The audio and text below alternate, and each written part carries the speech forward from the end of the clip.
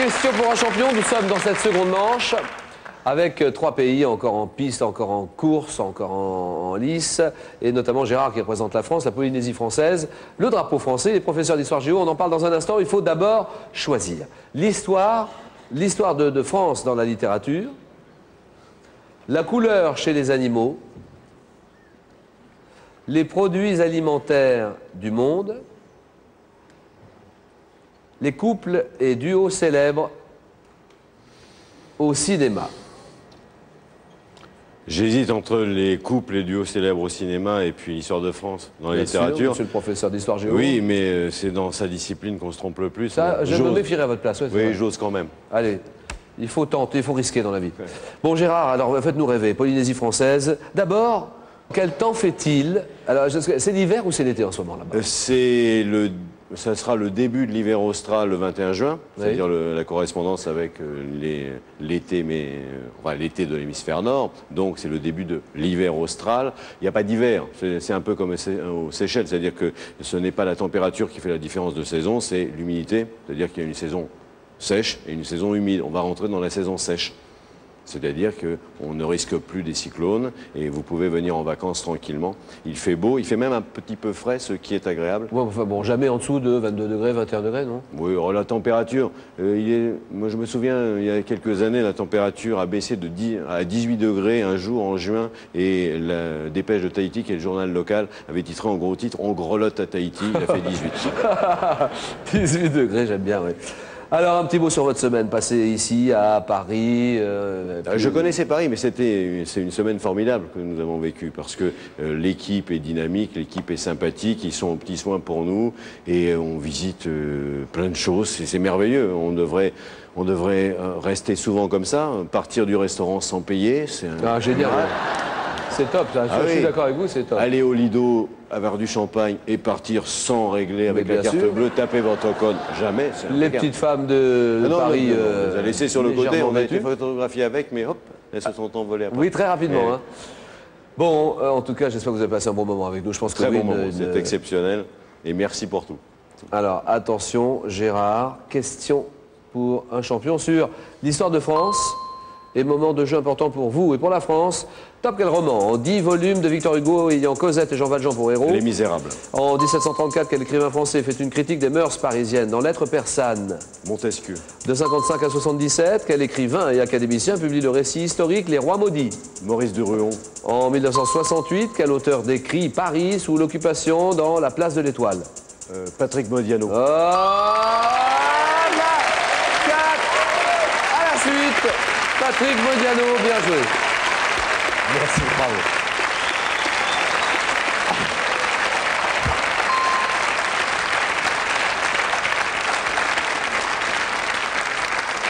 La Polynésie française, la France qui fait un beau parcours dans ce jeu.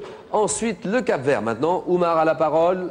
La couleur chez les animaux, les produits alimentaires du monde, les couples et les duos célèbres au cinéma. Oumar, pour son pays, le Cap-Vert. Sans aucune conviction, je vais choisir les produits alimentaires du monde. Produits alimentaires du monde. Oumar, vous êtes juriste au ministère de la Justice. Exactement. À la capitale, hein, dans la capitale, Cap-Vert. Praia, qui est la capitale, Praia, ouais. qui se trouve sur l'île de Santiago, qui est une des plus importantes, évidemment. Une des plus importantes des 10. C'est la plus importante des 10. Comme c'est l'île où se trouve la capitale, évidemment. Et vous donnez des cours de droit aux classes de terminale? Aux classes de terminale. Il faut dire qu'au Cap-Vert, on a un système d'enseignement qui est différent. Les élèves en terminale n'ont pas ce qu'on peut appeler un cours de droit, mais de culture juridique. Donc, j'ai commencé cette année, j'y enseigne depuis. Langue officielle? La langue officielle, c'est le portugais, mais la langue la plus usitée est effectivement le créole, qui est dérivé du portugais. Et je pense qu'il y a actuellement des réformes qui veulent faire du créole la langue officielle en même temps que le portugais. Évidemment, il y a une forte colonie francophone, de telle sorte que le français commence à s'installer petit à petit. Et un bonjour en créole à tout le monde, allez-y. Boa noite, Gens. Esperamos fazer bon desempenho. Ponhou-se tudo. Obrigado. Qu'est-ce qui signifie?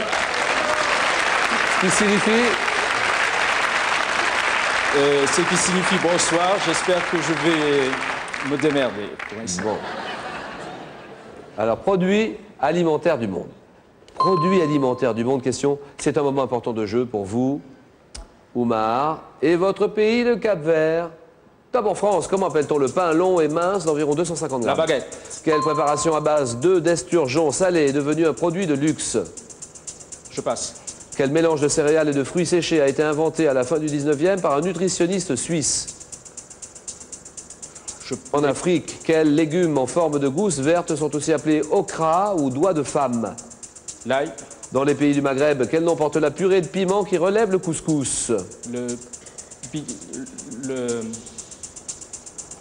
La rissa. Oui, dans la cuisine italienne, comment appelle-t-on la farine de maïs cuite à l'eau et accommodée de différentes façons? Les pâtes. Dans la cuisine japonaise, quel pâté de soja entre dans la préparation de nombreux plats? Sushi.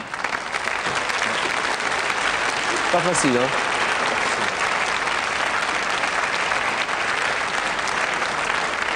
Dans la cuisine japonaise, quel pâté de soja entre dans la préparation de nombreux plats? C'est le tofu.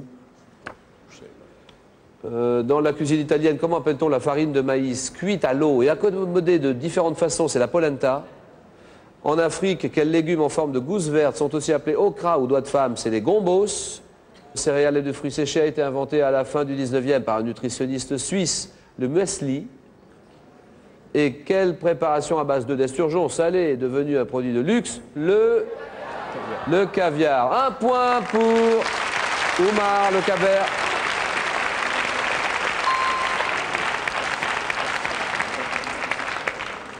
Hélène, la Norvège, les couples et duos célèbres au cinéma ou la couleur chez les animaux? Je vais choisir les couples et duos célèbres au cinéma. Couples et duos célèbres au cinéma.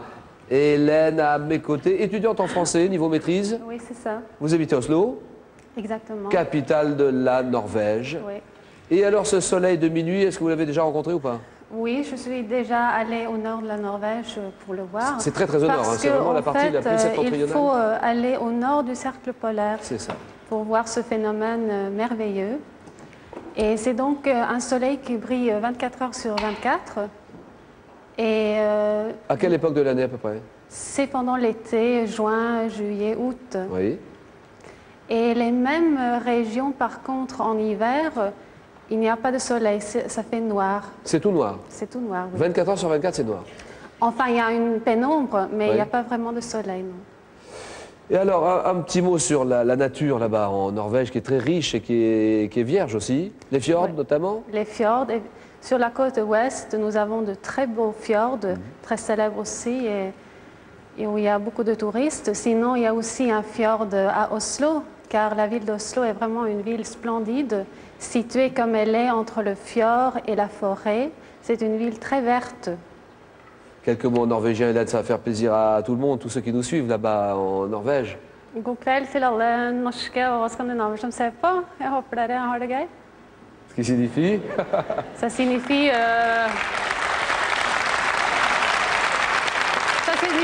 bonsoir à tous les Norvégiens et les Scandinaves et j'espère que cette émission vous plaît. Hélène, les couples et duos célèbres au cinéma, 40 secondes. Et pour la Norvège, top en 1963, quel acteur interprète Marc-Antoine face à Liz Taylor dans Cléopâtre de Joseph Mankiewicz? Je passe. Dans les années 30, quel duo comique américain est à l'affiche des films Tête de pioche, Les électriciens? Laurel and Hardy. Quelle actrice est la partenaire d'Yves Montand dans Les sorcières de Salem et l'aveu? Catherine Deneuve. Non. Quelle actrice donne la réplique à Michael Douglas dans À la poursuite du diamant vert et la guerre des roses? Kathleen Turner. Entre 33 et 39, avec quel acteur et danseur Ginger Rogers tourne-t-elle dit Fred Astaire. Quel acteur partage avec Alain Delon l'affiche des films Borsalino, Une chance sur deux? Jean-Paul Belmondo. Avec Robert Redford, quel acteur partage l'affiche de L'Arnaque de George Roy Hill? Paul Newman. Paul Newman. Ah oui, gagné! 4 à la suite! Oh là là là là là! Ça, c'est magnifique! Bravo, Hélène. Super. Ah, je m'en lasse pas. Encore, je m'en lasse pas. Bien joué. 4 points. Cléopâtre de Joseph Mankiewicz, Liz Taylor et l'inoubliable Richard Burton. Actrice partenaire d'Yves Montand dans Les sorcières de Salem et l'aveu, c'est Simone Signoret. 4 points pour vous, 4 points pour la France. On a notre face-à-face finale Et on dit un immense au revoir au Cap-Vert. Après, il y a cadeau pour Oumar. Oumar, bravo. Larousse a le plaisir de vous offrir la collection Trésor du français, des ouvrages de référence sur l'histoire de la langue et sur toutes ses richesses. C'est donc le face-à-face final de la seconde manche. Avec deux pays en lice, la France et la Polynésie française. C'est Fa, hein, la ville qui s'appelle Fa. F. Fa-A-A. Bon, d'accord. Une belle voix grave, Gérard. Et Hélène de l'autre côté, la Norvège, Oslo. C'est donc le face-à-face que nous vous proposons maintenant. Nous allons en 15 points. Premier qui arrive à 15 est le champion de cette seconde manche et affrontera Jean-Claude, affrontera la Jordanie dans un face-à-face éblouissant. Nous commençons par un produit. On cherche un produit. Alors, chez vous ceci, et Gérard, quand vous voulez. Je prends la main. Bon, d'accord. Un produit d'entretien composé d'un mélange d'essence de térébenthine, de cire et de solvant. Je suis vendu sous forme liquide jusqu'à la fin du 19e siècle, élaboré par la suite sous forme solide. Oui. L'encaustique. Eh non. Top, je suis commercialisé dans des boîtes métalliques, souvent décorées de lithographies, puis dans des tubes. Produit destiné, oui. Le cire. Non. Top destiné, oui. Le cirage. Bien sûr.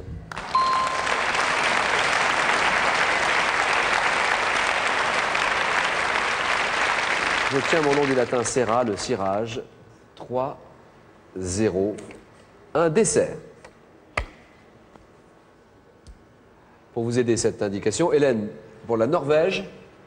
Je laisse la main. D'accord. Top expression, désignant un dessert froid.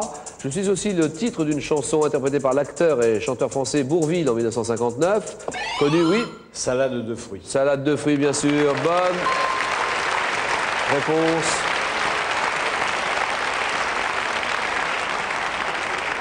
Connu sous le nom de Macédoine ou cocktail. Je suis généralement parfumé à la vanille ou au citron. Composé de fruits coupés en morceaux ou entiers. La salade de fruits, 7-0. Une ville. Question ville. Nous cherchons une ville. Laquelle? Laquelle, Gérard? Je prends la main. Top ville d'Afrique, située en bordure de l'Atlantique. Je suis fondé en 1150 comme base d'expédition militaire vers l'Andalousie, abritant des monuments de l'époque almohade, comme le minaret de la mosquée d'Hassan ou les portes de la ville, dont celle de la Casbah des Oudéas. Oui? Casablanca. Non. Top, je me développe à partir de oui? Tanger. Non. Top de 1912, lorsque la ville devient la capitale du protectorat français du Maroc, centre administratif du royaume, oui? Marrakech. Non. Top est capitale du pays. Je suis capitale du Maroc. Rabat. Attendez, on va recommencer ça, c'est pas possible. Oh, j'ai des amis là-bas. La capitale du Maroc, c'est Rabat. Rabat, voilà, 7-0. Et un nombre maintenant. Indice sur un nombre. Lequel, Hélène? Je laisse la main. D'accord. Top chiffre, compris entre 1 et 10. Je suis caractérisé par le fait que la somme de mes diviseurs est égale à leur produit. Associé, oui? Premier. Non. Top associé dans la religion chrétienne, aux âges du monde et à la création. Oui? 4. Non. Top, je suis à l'origine des mots sieste, sextant. Oui? 6. Le 6, très bien.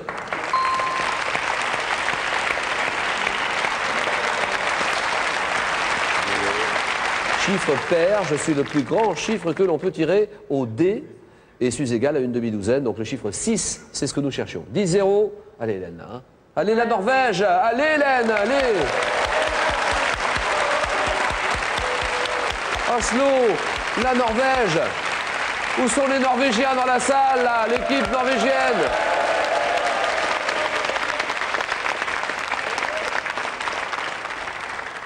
Allez, la France mène la course 10-0. Nous cherchons une boisson.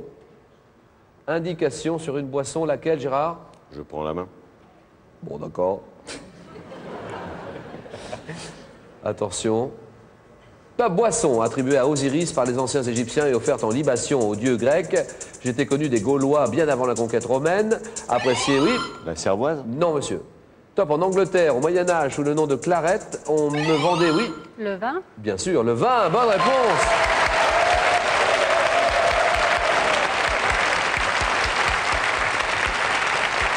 Oui. faut le faire quand même, oui. La Norvège qui trouve le vin. On me vendait à l'origine en barrique avant de me mettre en bouteille à partir du 18e. Produit issu de la fermentation du jus de raisin. Je peux être de consommation courante ou de qualité supérieure. Champagne, Bordeaux, Porto. Le vin, 10 à 3. Le nom d'un navigateur. Qu'en pense Je prends Hélène? la main. D'accord. Top navigateur portugais né en 1480, je quitte, oui. Vasco da Gama. Non. Top l'Espagne en 1519, oui. Magellan. Magellan, bien sûr. Bonne réponse.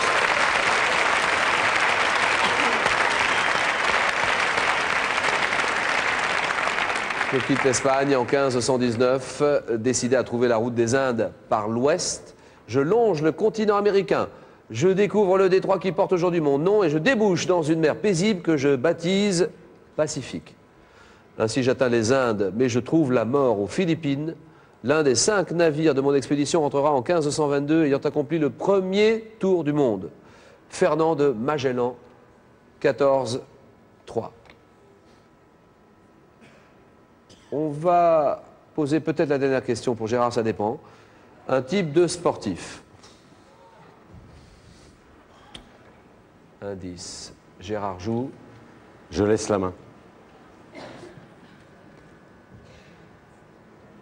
Top type de sportif associé aux divinités de mon pays. Je suis né, d'après la légende, à la suite du combat victorieux du dieu Courage contre un dieu inconnu.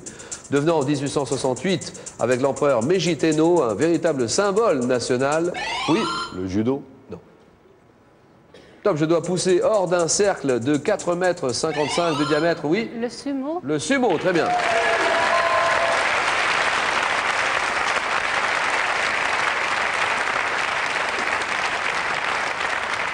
Je dois pousser en dehors de ce cercle mon adversaire, pesant comme moi plus de 150 kilos, lutteur traditionnel japonais, le sumotori, le sumo, 14 à 5. Et une publication maintenant. Le nom d'une publication, Hélène. Je garde décide. la main. Indice d'abord, elle garde la main. Pour la Norvège, son pays. Top publication française, inspirée d'un ouvrage similaire de Chambers. Je parais chez le libraire Le Breton entre 1751 et 1772. Combattu par la noblesse et combattu par le clergé, mon but est de faire connaître les progrès de la science et de la pensée. Oui. L'encyclopédie. Hop là, c'est gagné.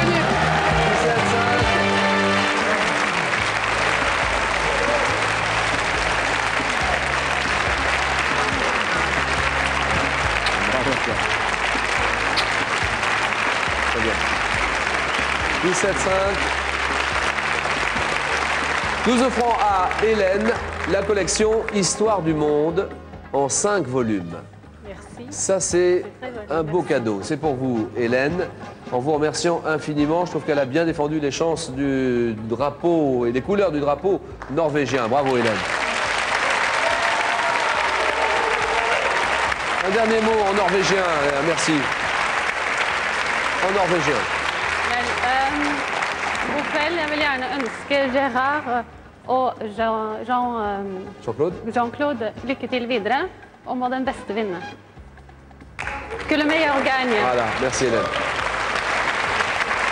Allez Gérard, professeur d'histoire-géographie en Polynésie française, cadeau. Gérard, grâce au copilote, guide électronique, vous pourrez explorer à fond les richesses de la plus grande base de données, le Grand Larousse universel en 15 volumes. Les Jonathan vous offrent également la boîte de jeux Questions pour un champion comportant plus de 3000 questions et un arbitre électronique. Elle est accompagnée du livre-jeu Larousse. Ça y est, on a le face-à-face final. D'un côté, nous aurons Jean-Claude qui représentera et qui jouera pour son pays la Jordanie. Il nous attend au salon, Jean-Claude. Et de l'autre côté, pour son pays, la Polynésie française, le drapeau français, l'ami Gérard. Les 10 émissions quotidiennes qui ont permis de qualifier les finalistes nous ont réservé vraiment de grosses surprises. C'est vrai qu'on s'est amusé, j'espère que vous n'avez pas raté. Ces 10 dernières émissions, 18h20, tous les soirs, des émissions de sélection et de qualification qui nous ont amenés à cette belle finale. Et on vous a préparé quelques moments amusants, quelques moments tendres et quelques moments surprenants. Je vous propose de revoir un petit peu des extraits choisis de ces 10 dernières émissions. Reportage, images et tout de suite après, le match. En Autriche, on ne drague pas comme en France, donc on peut être tranquille. On peut être plus tranquille dans les cafés à Vienne qu'à Paris. Parce qu'en France, c'est la folie. Voilà, oui, par rapport à Vienne, je dirais. Ouais, ah ouais, d'accord. Oui, c'est la première fois que Première je visite fois. l'Europe. Ouais. Alors? Bah, il n'y a que de la civilisation, quoi. Très, ouais, on le voit partout. Il y a de l'ordre, tout le monde respecte les lois. C'est très bien. Ah oui, ça c'est sûr. Il y a de l'ordre. Oui, il est très bon, quoi. Tout le monde respecte les lois, ce qui n'est pas le cas au Mexique? Bah, pas tout le temps. Nous avons par exemple ce qu'on appelle le hesh, qui est une espèce de pâte à base de mil, beaucoup plus compacte que la purée qu'on a mangée tout à l'heure. Il a dit qu'il avait fumé un dictionnaire hier soir. C'est sa façon de réviser. Combien d'habitants là-bas aux Seychelles? Donc on a 75 000 habitants et 150 000 tortues. Sophie, Lucia, Isabelle et Olivier. En Inde, comment appelle-t-on la divinité protégeant l'univers représenté avec 4 bras? C'est Vishnu. Vishnu. Voilà, je voudrais vous embrasser très fort. Et 2 points pour Aliette. Grand rappeur Noël Flavien, 30 secondes. Allez, hop, 30 secondes de rap, allons-y. 3 catch. En silence. John, il te dure, rapprocher est une gageure, il t'injurie, te maudit, à 13 ans, drôle de vie, John ne va plus à l'école, préfère plutôt la tôle, c'est comme ça que les choses se passent, puis elle se gâte.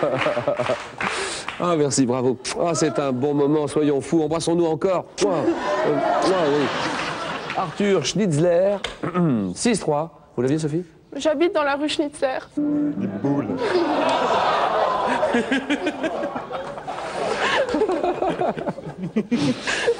Ça s'invente pas, c'est à se taper la tête contre les murs. C'est comme ça que les choses se passent, puis elle se gâte. C'est comme ça que les choses se passent, puis elle se casse. C'est comme ça que les choses se passent.